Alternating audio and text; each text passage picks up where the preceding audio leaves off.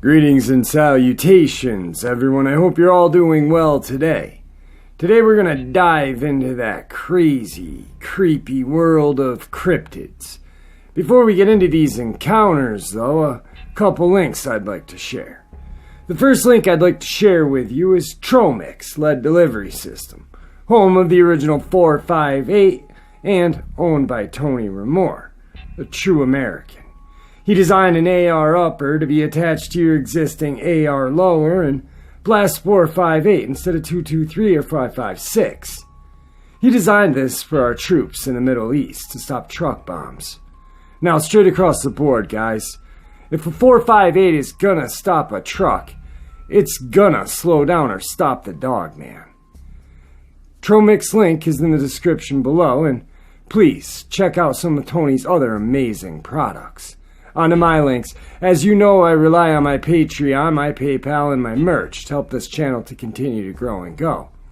Those links are in the description below, as well as my second channel for creepypastas, fan fiction, and scary voice acting. Stories that don't fit on this channel. Now, if that's anything that you're into, follow that link and give those stories a listen. You may just like what you hear. I also started a GoFundMe page a while back to help raise some money for Urbex, cryptid hunting, and ghost hunting equipment. So far, I have an EVP recorder, an SLS cam, and some trail cams. If that's anything that you're willing to help with, that link is also in the description. Now I've taken enough of your time. Let's get on to these cryptid encounters. Shall we? Today's first encounter. For some starters, this is a story from my mother's side of the family, from the early 1900s in rural eastern Ukraine, told by my great-great-grandmother, a person I never met, but the tale was passed from generation to generation. When my great-great-grandmother was a teenager, around 18 or 19, as I remember the story being told, she, some family and friends, went briefly traveling. I can't remember why they did, but that's not really relevant to the story. I suppose it was just a hike or to get to another town. They traveled by horse at that time, so it would take quite a bit of time, obviously, and required camping throughout the whole thing. One night, the traveling company laid camp in a steep nearby a forest and stationed their horses right by the campsite. It was quite deep into the night when my great-great-grandmother was awoken by a wind noise and the rambling of the horses, which were clearly unnerved by something. As she got out of her tent and walked towards the horses, among the low, steep vegetation, she noticed a figure. It was smaller than her and was very hairy and had clear human traces. It was a bipedal creature, kind of resembled an old man with long, hairy arms. The horses then calmed down and it walked away. Growing up listening to Slavic folk tales, this didn't strike me as spooky, but more as magic and mysterious, in a culturally occult kind of way, if you get what I'm trying to say. My grandfather spent some time researching about it, as most of the people from this side of the family always had a lot of interest and sometimes connected to the paranormal. But that's for a different time. Anyway, people always said it was a Lashy, a protective spirit of the woods, or the Domovoi, a protective spirit of the household. The latter doesn't seem convincing to me, since this is in the middle of nowhere. My guess is it was the Polvik. A Polvik in Slavic mythology are field spirits that appear as deformed dwarfs, with different colored eyes and grass instead of hair. Today's second cryptid encounter. So I live in Russia. Now official religion is Christian, but earlier there was Yazychestvo, or Slavic paganism. In that religion, there are a lot of gods. Usually they have one property or work. Also, there are a lot of other creatures, such as the Leshy. Les means forest. He means live in here. When I was young in the summer, I lived in my grandparents' summer house located in the countryside, rural place surrounded by a pine forest. About 100 kilometers away from Moscow. I was about 13 when it happened. It was a really boring summer. I had nothing to do, so I decided to make contact, you little dumbass, with some creatures of the Yazychestvo. I had that book where main gods and creatures were listed. Plus I had the internet. So I did some research and found out that the Leshy is the best choice, because there are a lot of old forests near me. Some words about Leshy: he is the protector of the forest. He lives in here like some kind of politician and rules the forest. He can change form, make himself invisible, and turn into an old man with white greenish beard. He can be evil or good, depends on people, how they treat the forest and how they act. Also, he likes presents and treats, such as tobacco, rye bread, and candy. So I took some candy. I walked into the forest and found a tree that was cut, placed the candy on it, and said loudly something along the lines of, "Leshy, Leshy, I brought you some treats, take them." I stayed there for a little, trying to hear something, but instead I spotted some movement in the corner of my eye. I saw a darkish, translucent figure left to me, about 50 centimeters tall, that was running behind me, and while it was running, it was growing taller and taller. I almost pooped myself, started running out of the forest. While the figure ran over to the place when I had placed the candy, a second later I heard an explosion. Loud. It was the tree that him probably launched to the ground. I stopped near the exit from the forest and stared to the falling tree. It falls exactly at the same place I was standing. I run out of the forest into my house, locked the door, and never went to that forest again. We're going to stay in Eastern Europe for our third encounter. This brings us to 1893. An unknown beast was terrorizing the small district in the Oral government of South Moscow. The first attack was upon the evening of July 6th. 3 days later, another woman was grabbed by an undescribed animal, which she beat off, until help arrived. That day, a boy, age 10, was killed and devoured. July 11th, a woman killed near Trusna. At 4 o'clock on the 14th, the beast severely wounded another woman, and at 5 o'clock made another attack upon a peasant girl. But that animal was beaten off by a companion who pulled the animal off her by the tail. These details are taken from official accounts of the events. There was panic, and the military authorities were appealed as well. 3 officers, 40 men were sent from Moscow. They organized their beats that were composed of 500 to 1,000 peasants, but all hunts were unsuccessful. On the 24th of July, 4 women were attacked and 1 was killed. Something was outwitting 3 officers and 40 men and armies of 1,000 peasants. War was declared.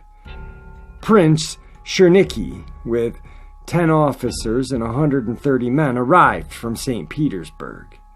We noticed that in an uncanny occurrence, where there's wide publicity or intense excitement, phenomenon stop or are stopped.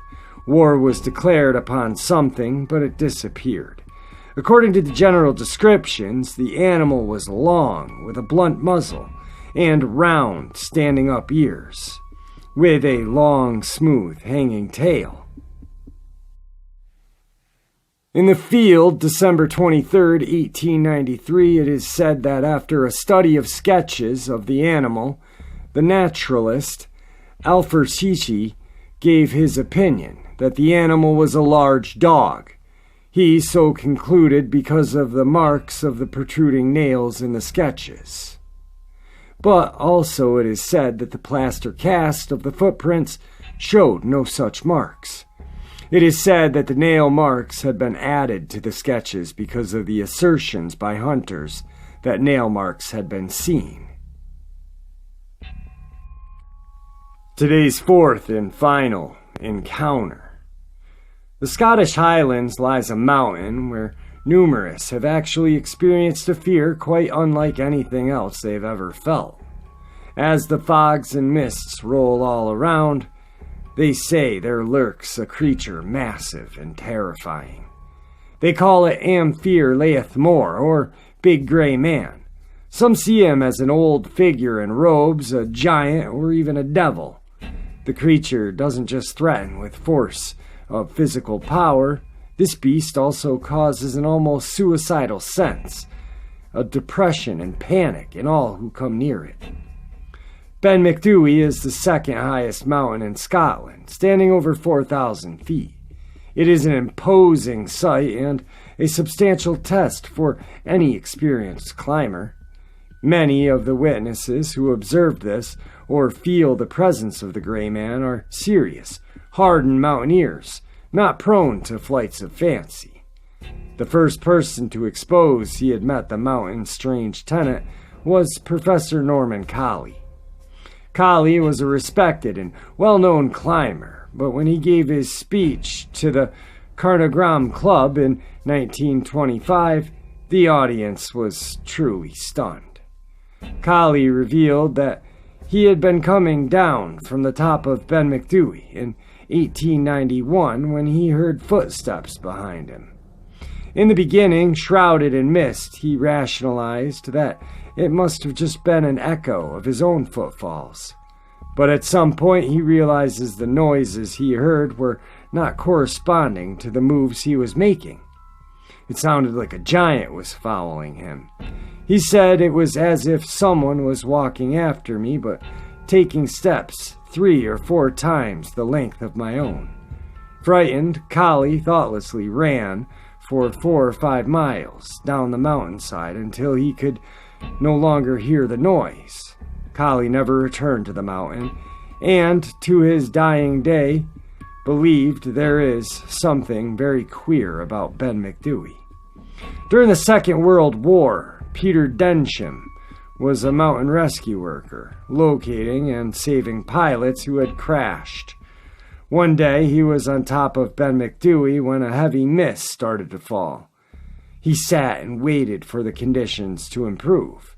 After some time, he started to hear a weird crunching noise and instantly felt a presence close by.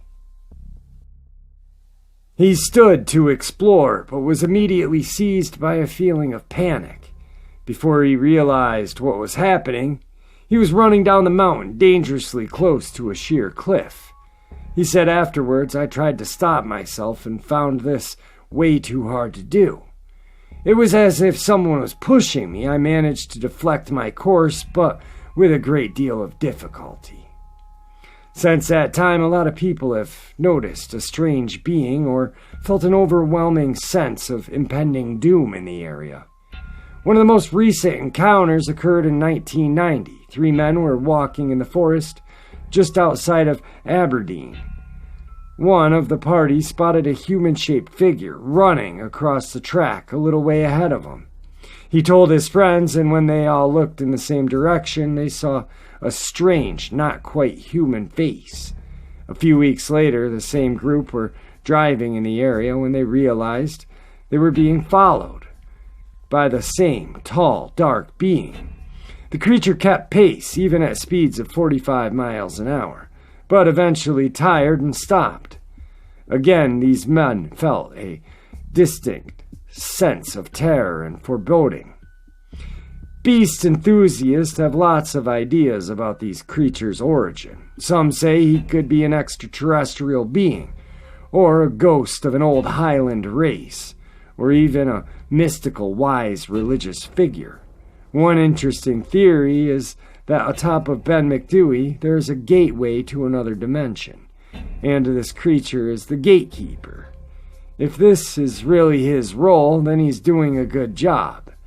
After an experience with the big gray man, very few people have dared to venture to the top of Ben McDewey again. Wow, some interesting tales coming from Europe, huh guys? You know, I really like the first two. They kind of fit together. They mention the Lashy, or the protective spirit of the forest. Definitely some creepy stuff happening over there. I really liked the Scottish old gray man story. And I actually kind of agree with maybe this entity is the gatekeeper. You know, maybe there is a portal. I mean, Scotland is very mysterious and magical, you know. Most of Europe is. I don't know if it's just from being from America, you know, and we do have our own magical spots here, but they're so much older over there, you know what I'm saying? And so there's just so much not understood. So I'm going to leave that for you guys to ponder. And with that, guys, I bid you farewell.